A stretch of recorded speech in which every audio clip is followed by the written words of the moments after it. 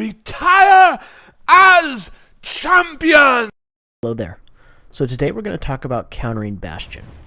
So for new players, Bastion is hell to play against. If you don't know the maps, if you're caught off guard by his just heavy damage from the front lines, he can be frustrating. He can be really frustrating to play against.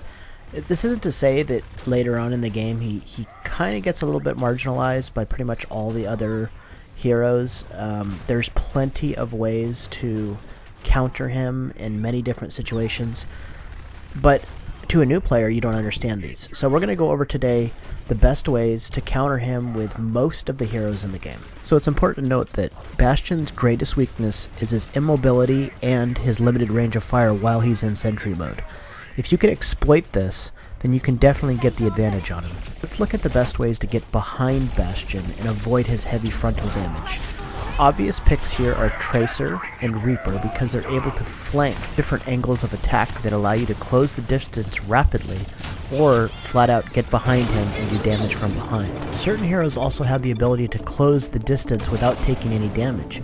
By exploiting D.Va's booster rockets and defense matrix, you can close that distance very quickly without taking any damage and protecting the rest of your team behind you. Genji functions much in the same way by comboing his Swift Strike with his Deflect at the same time. You could even get kills with his Deflect by deflecting into the Bastion's allied teammates. If Bastion's tucked in a corner or up against a wall, you can use splash damage from Pharah's rocket launcher or Junkrat's grenades to also do damage from behind. Also keep in mind that by charging Symmetra's photon projector, her projectile goes through Bastion's shield. Hanzo's ultimate is excellent at eliminating static defenses, and Mei's Ice Wall is excellent at blinding Bastion and allowing him cover for your team to advance in position.